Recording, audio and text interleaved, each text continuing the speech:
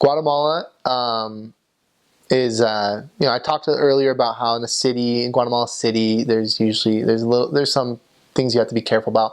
Honestly, in my mission, the best word is a Spanish word. It's tranquilo. It's calm. It's peaceful. It's just there's not very much worry. You do need to be careful. You do need to be smart. You don't want to be going to dark places or something like that. But I was never robbed. In other missions, everyone is robbed at least once. I was never robbed, and most missionaries in my mission, there was like 2 or 3 or 4 things I heard of maybe in my whole mission of someone getting robbed or something happening where they got their wallet taken. The only thing you just got to be careful for is that you're not leaving something or that. Sure, it'll disappear. But as far as getting assaulted, with a gunpoint or knife point, that's rare. A funny story. Actually, one of my good friends that I met in the mission, his name was Elder Delora. He had a story where he went up in the mountains one time to go find someone or something, and these people came out. And I think they were wearing masks, if I remember right. But this guy came out, and his whole family came out, even until this little 3-year-old kid. And it's kind of sad, but it's kind of humorous at the same.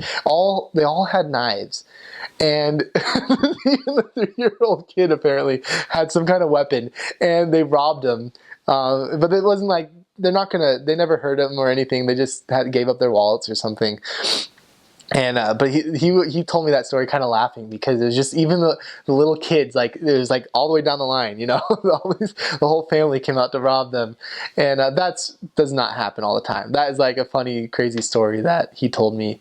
But honestly, our mission, just the people in Quetzaltenango mission in the mountains there, are just it's very tranquilo. That's the right word. I never felt in danger. There were some crazy moments, but it wasn't really the people. One thing you should watch out for are the bolos, which means the drunks. The people that are drunk. It's different. The culture there, because there are a lot of guys that will drink. They'll go to the cantinas or the bars, and they'll just be out in the streets. You'll see a lot of guys passed out in the streets. Or walking kind of drunk. They'll try and harass you a little bit sometimes, or they'll just leave you alone or say something. They're never going to, I interacted with a lot of them on my mission. No one ever tried to hurt me or anything. You just kind of try and tell them, hey, we got work to do. They'll try and harass you. Because if you talk to them, you'll be there for an hour, because they'll just keep asking you stuff or saying stuff. But it was kind of fun interacting with them every once in a while. But they'll say things. Sometimes they'll be, they'll just joke around with you or something. But you really have no worries. I just say watch out for that, because they do get drunk sometimes, and they'll kind of harass you a little bit. They'll come up and they'll want to shake your hand or something, and you don't want to shake the drunk's hands, because you never know where they've been.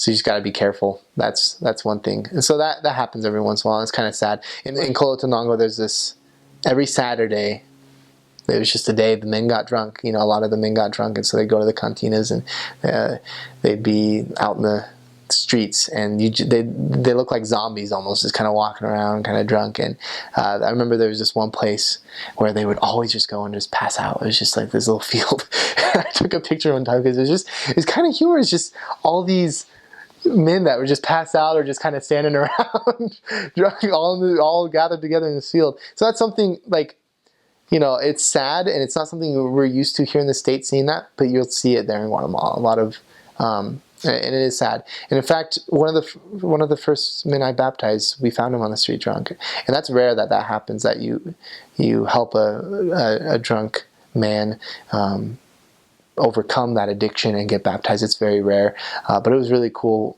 His name was Carlos, and I'll never forget him. But we felt something different with him. He just called out to us and was just like, Elvides, help me. And so we took him home, and we told him, if you're here tomorrow at this time, and you're sober, we want to share something with you, but you have to be here, and you have to be sober.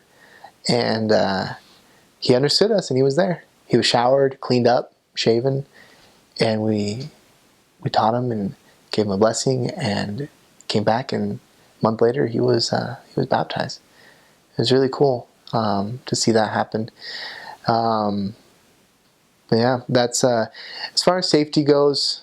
Going back to that, don't worry about it, because in Quetzaltenango it is tranquilo. But I think one thing I learned is that, and this is one thing I learned in the mission, is just not to be afraid. Just like I said, just to always believe. Just have faith. Trust in God.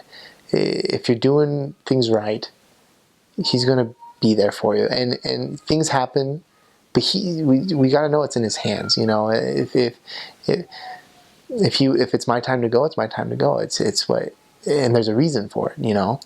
So I think the bottom line is just don't be afraid.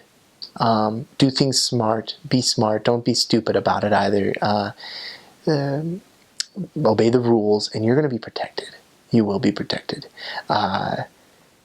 So even when you have those scary moments, just trust in God, and whatever happens is meant to happen. And so there was a lot of scary moments. I remember one of the scariest moments of my mission was just on a bus going down to San Bartolo, and it was a windy way down the mountain, and it was during the rainy season, and so it was pouring rain, and the bus drivers there are lunatics. They drive like lunatics. All the buses are like old school buses from the United States, just painted over, and they have like their own little mottos based on where they're going and their own routes. But like, they are crazy. They will pass cars on corners if they're going too slow, and there's moments where you're just like, oh my gosh, if there's a car coming, we're gonna die. If there's a car coming, and they always make it. They always make it somehow. But we were going down to San Bartolo, and it was pouring rain, and there was no guardrail, and we were going down, and on this side was this big old cliff. This big old cliff that if for some reason he were to slip or skid or something, and we would have just tumbled down the mountainside. And I remember sitting there, and I was on the window seat, and I was looking out, and I just thought to myself, wow, I could die. This is my moment. This is, if he were to slip, because he was speeding around and it was raining. I couldn't believe that he would drive that fast in the rain on the mountainside. But I just thought, if I were to go down, this is it. But honestly, after learning what I learned, it was honestly this awesome moment where I was just like, okay, like, I'd be okay with that, because I know where I'm going. And I know I'm doing things right. But deep down, I knew, obviously, it wasn't going to happen. And obviously it didn't happen. But it was a really cool moment for me, sitting on that bus, looking out the window. I had a lot of cool moments on a bus, looking out a window. I had a lot of awesome moments, testimony building moments, just thinking. And I remember that was one of them. Just thought to myself, I'd be okay. But we made it fine.